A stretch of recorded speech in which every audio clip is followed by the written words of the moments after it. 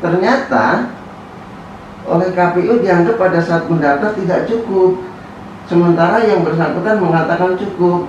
Setelah disampaikan kepada Bawaslu, kita uji, oleh KPU dianggap tidak cukup karena sampai batas waktu yang ditetapkan ternyata ada satu dapil yang situ kandidatnya kurang.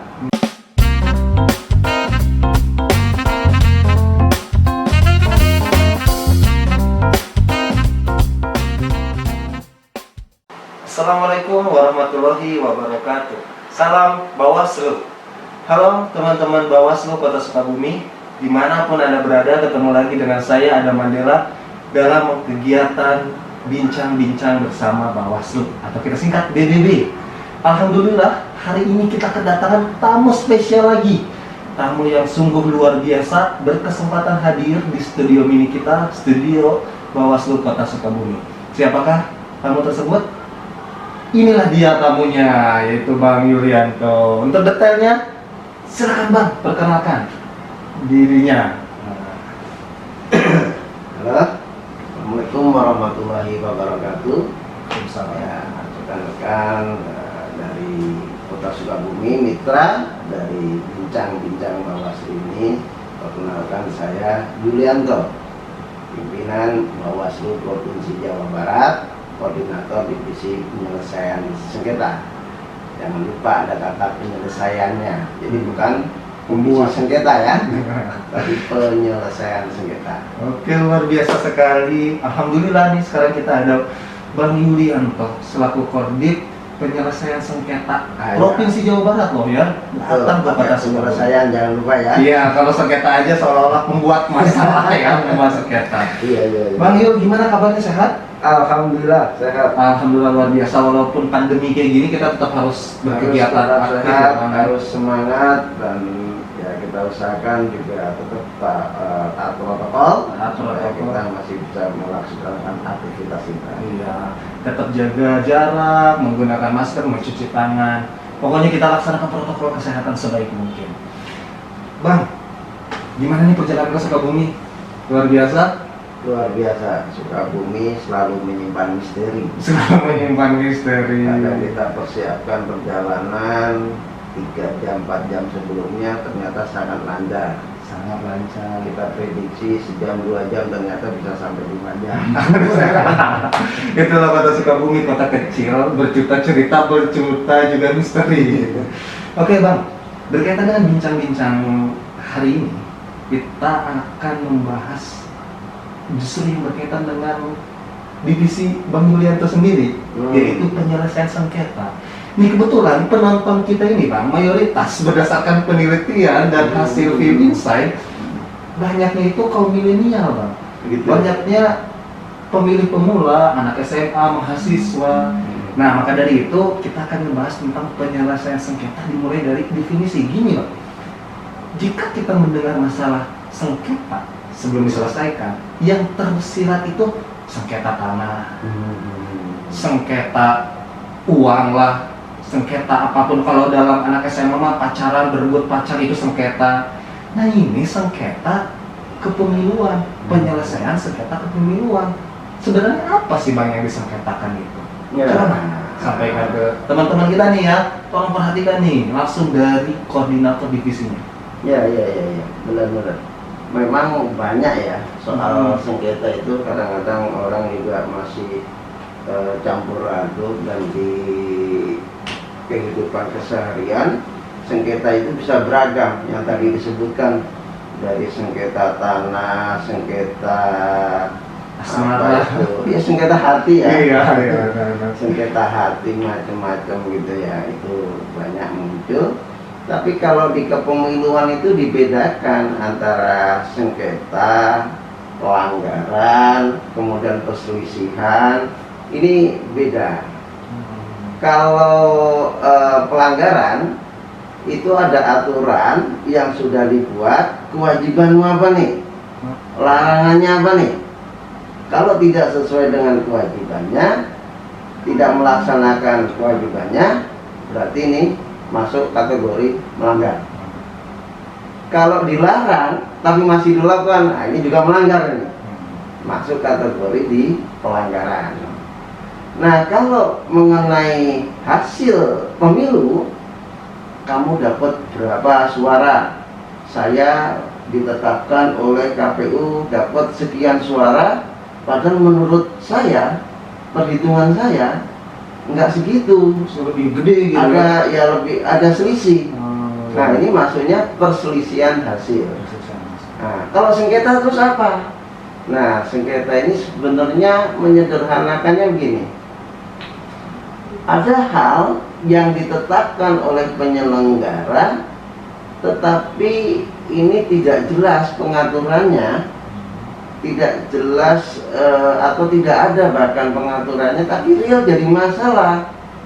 Nah, kemudian supaya masalah ini tidak dibiarkan berlarut-larut, tidak menjadi masalah, nah barulah ini masuk kategori sengketa. Jadi batasnya di soal aturan.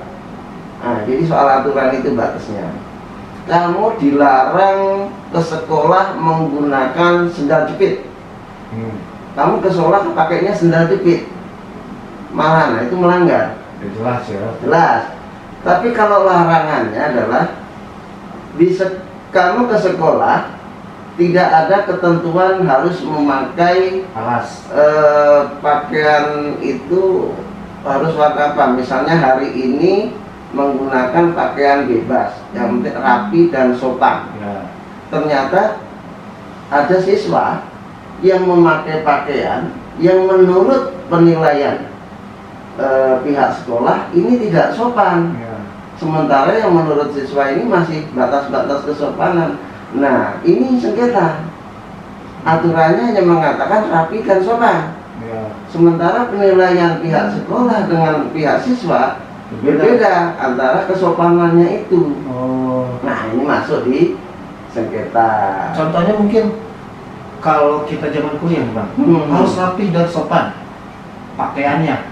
Langsung mahasiswa menggunakan kaos. Kaosnya kaos oblong. Ya. Nah, dia merasa rapi, pakai sepatu, pakai celana jeans. Tahu-tahu dosen marah, loh, kenapa kau pakai kaos? Nggak ini sopan, nggak sopan kata dosen. Ya, kata dosen, yang namanya rapi dan sopan itu ya kalau kaos yang berkerah katanya. Ya.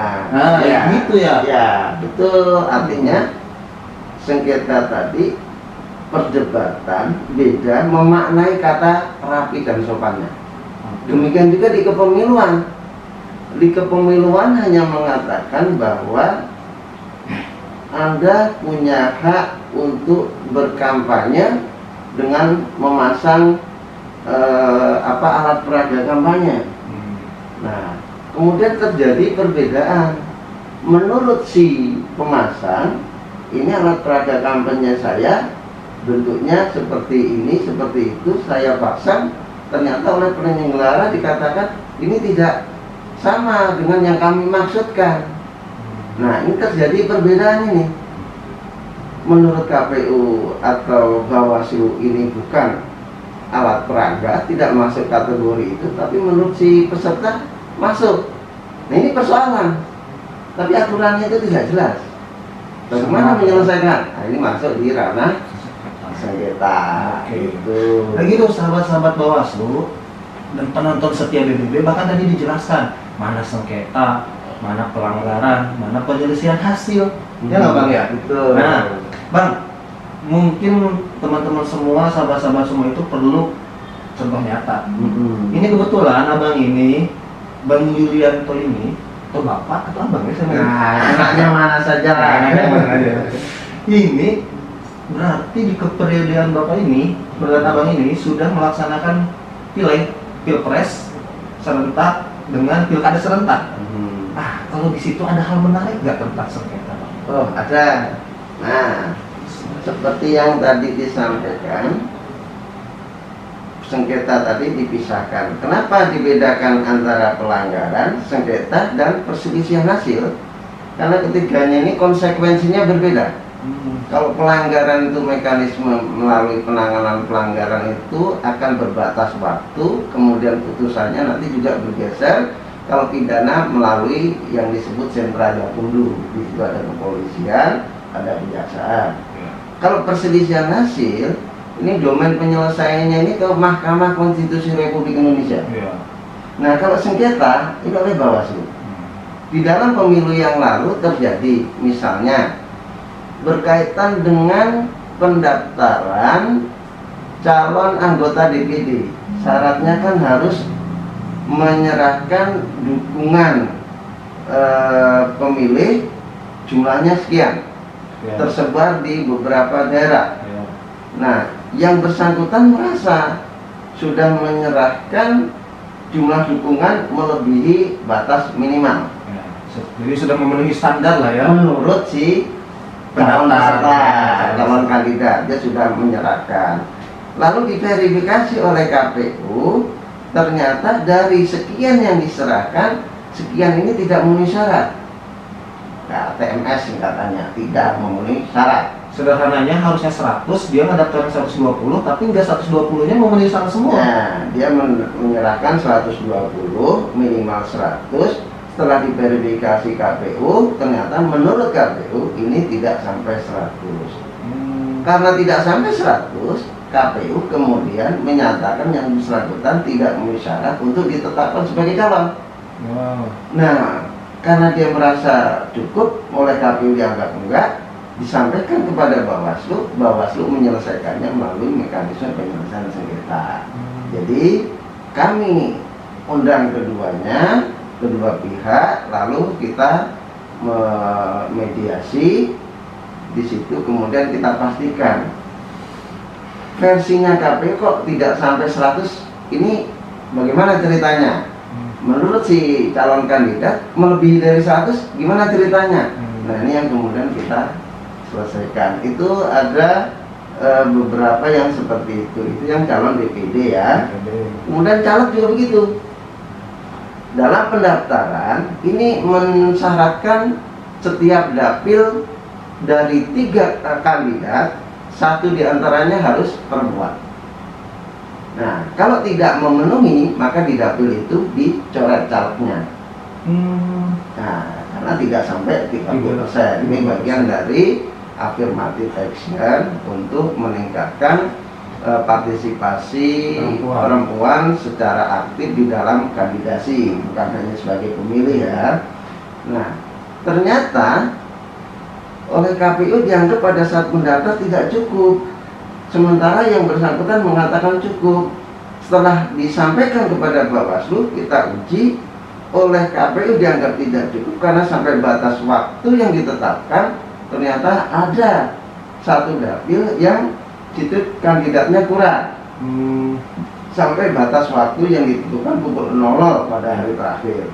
Tapi menurut si calon, dia sudah menyampaikan sebelum waktunya, yaitu melalui proses upload di sistem kandidat SIPOL ya, sistem pencalonan silon yang disediakan oleh KPU. Nah, ini kemudian disampaikan ke Bawaslu, kami mediasi, lalu kita cek coba servernya ke KPU RI, apakah yang diupload ini sudah melewati batas waktu atau belum. Nah, di situ contoh yang pernah terjadi kira-kira begitu. Luar biasa sekali tadi dijelaskan ya. Berarti selama pilpres bahkan pilkada kemarin itu banyak cerita-cerita tentang sengketa itu ya. Iya. Nah, cuman Bang, artinya kita tidak mau ada sengketa. Cuma ternyata faktanya di lapangan itu selalu ada sengketa. Nah, jika berkaca pada pilpres dan pilkada kemarin, apa rata-rata banyak yang menyebabkan terjadinya sengketa itu? Ya, kalau selalu sih tidak. Ya, selalu. Tetapi potensi itu tetap ada. Tetap ada. Nah, jadi tidak setiap pemilu ada sengketanya, terutama di daerah-daerah itu.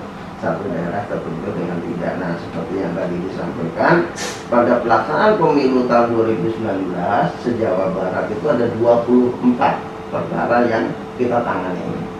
Sebagian besar menyangkut pada 3 titik. Pertama, di syarat pencalonan.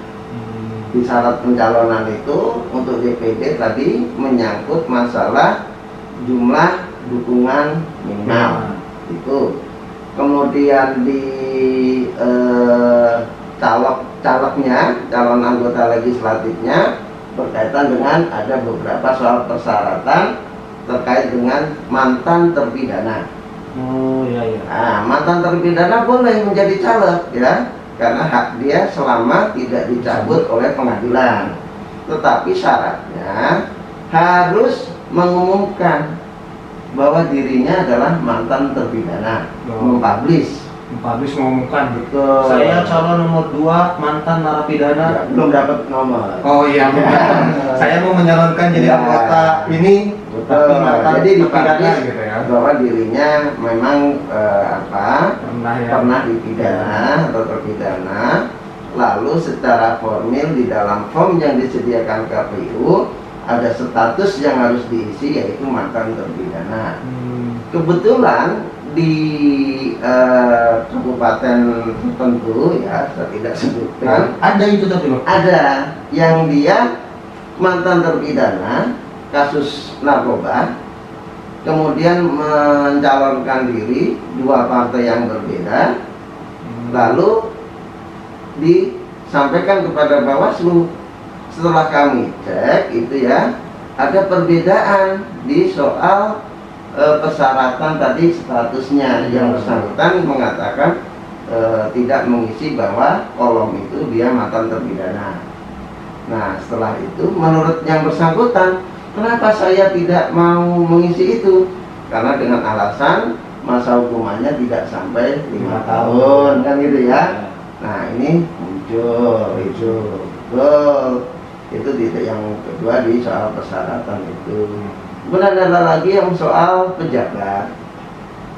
Untuk menjadi kandidat, dia kan dari pejabat tertentu itu harus mengundurkan diri, BUMN misalnya, BUMD, PNS kan gitu. Nah, yang bersangkutan ini tidak mau mengundurkan diri dengan alasan jabatannya sebagai komisi tertentu di kabupaten itu tidak termasuk pada yang disyaratkan untuk mundur.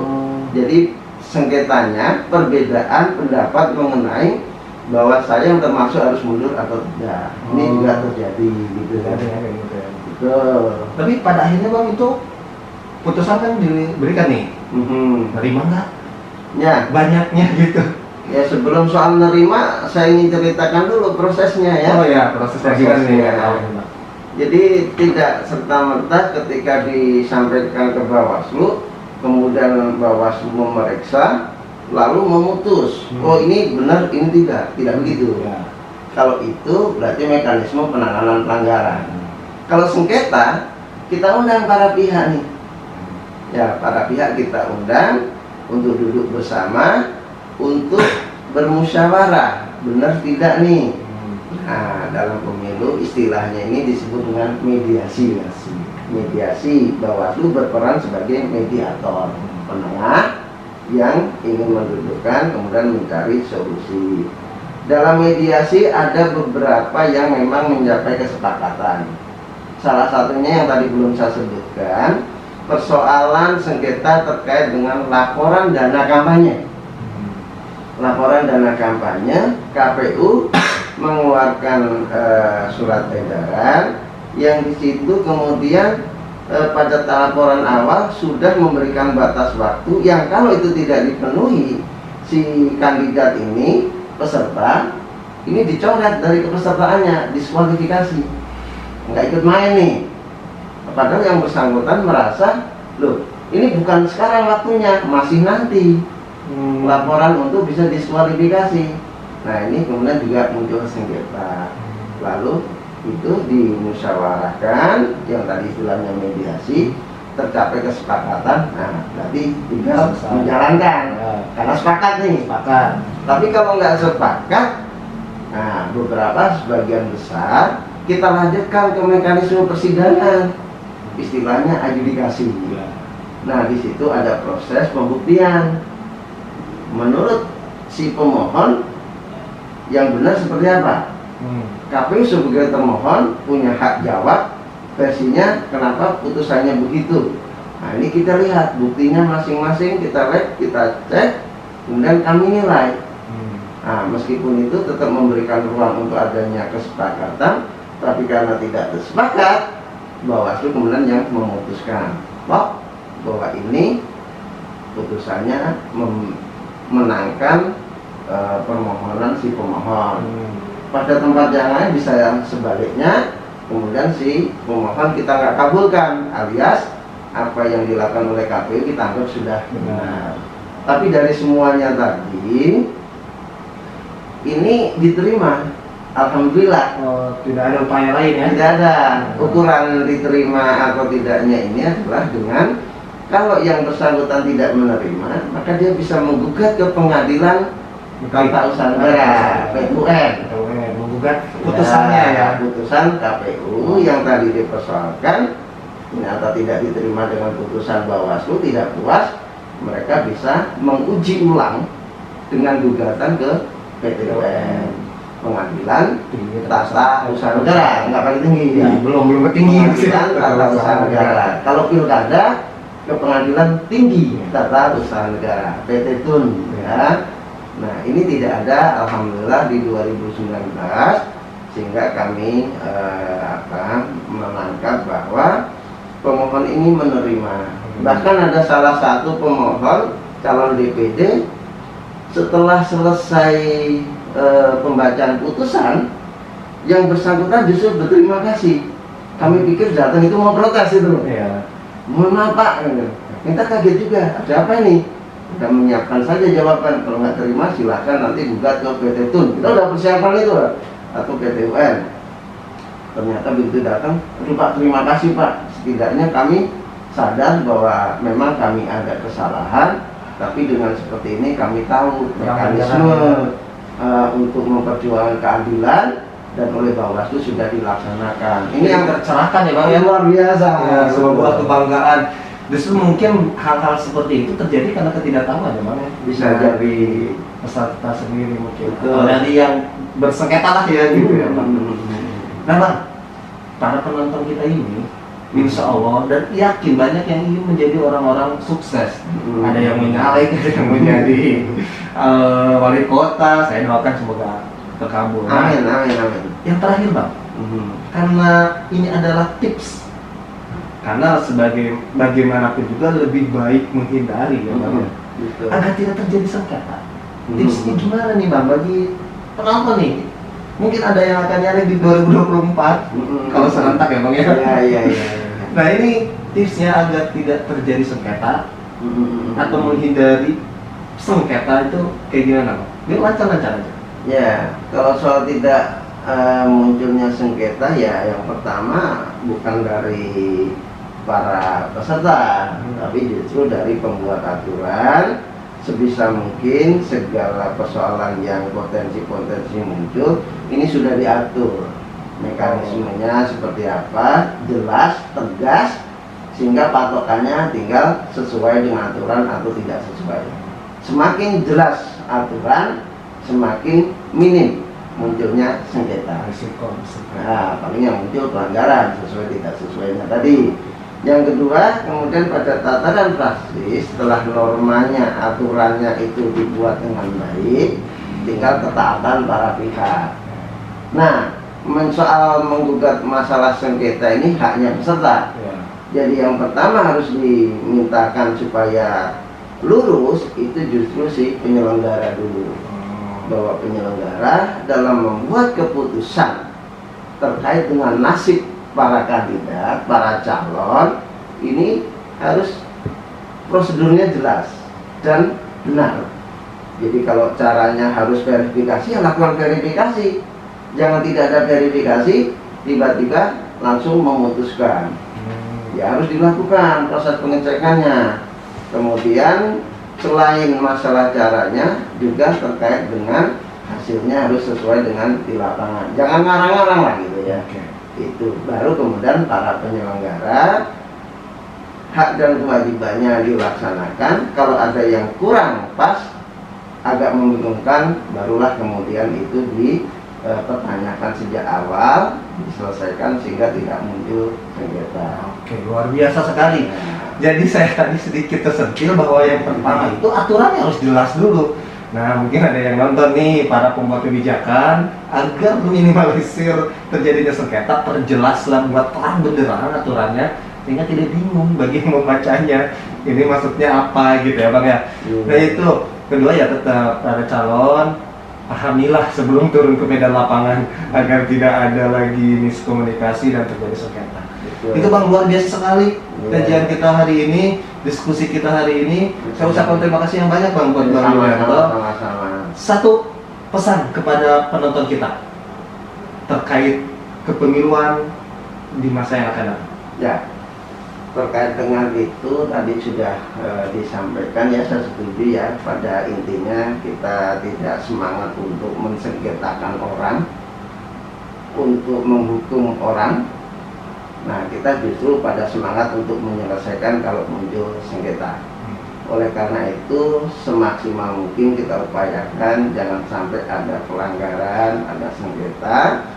Meskipun begitu, kami tetap mempersiapkan diri untuk bisa menyelesaikan sengketa dengan baik ketika terjadi masalah. Oleh karena itu, Bawaslu di Jawa Barat sudah membekali pasukan-pasukannya di kabupaten kota dengan melakukan pelatihan mediator bersertifikat. Oh iya, yang kemarin ya. Ya, setidaknya satu kabupaten satu, sehingga teman-teman mendapatkan pembekalan bagaimana menjadi mediator yang baik, yang bisa mencarikan solusi, yang bukan menyelesaikan masalah, nambah masalah, tapi justru bisa menyelesaikannya itu. Jadi saya harap pada pemilu ini soal melaporkan pelanggaran, menggugat masalah perselisihan maupun memohonkan adanya sengketa ini tidak usah alergi, tidak diharamkan, karena ini hak yang bisa ditempuh, tetapi sepanjang masih dalam koridor aturan yang disediakan, mekanisme yang ada, maka ini sah-sah saja untuk dilaksanakan. Dengan demikian maka demokrasi yang kita lakukan nanti adalah demokrasi yang sehat, yang berjalan secara fair and fairness. Oke, luar biasa sekali tadi Bang Yulianto sudah menjelaskan detail bahkan sengketa, pelanggaran, dan perselisihan hasil. Bagi yang masih bingung dari kemarin tadi sudah dijelaskan, tonton, jangan sampai ada yang di skip-skip ya, jangan dirawat kalau ada iklan. Nah, Bang Yu, terima kasih banyak. Terima kasih banyak atas kehadirannya, sungguh luar biasa, yuridisnya dapat, detailnya dapat, apalagi ini kita bicara pengalaman ya. Tadi ada yang di daerah Kota Mani tidak disebutkan, ada yang mantan narapidana, itu menarik sekali. Bang Yu, terima kasih. Sama-sama. Rencana agenda dari Kota Sukabumi mau kemana nih Bang? Nanti kita akan lanjutkan untuk ke kabupaten yang lain. Oh, langsung ya Mas ya Bang. Tetap jaga kesehatan ya Bang. Sama-sama. Nah, terima kasih kepada seluruh penonton BBB Bawaslu Kota Sukabumi. Jangan lupa like, komen, subscribe, dan share sebanyak mungkin, karena setiap kebaikan yang kamu sebarkan insya Allah akan kembali lagi kepada kalian sendiri. Terima kasih atas perhatiannya. Billahi taufiq wal hidayah. Wassalamualaikum warahmatullahi wabarakatuh. Salam Bawaslu. Nuhun.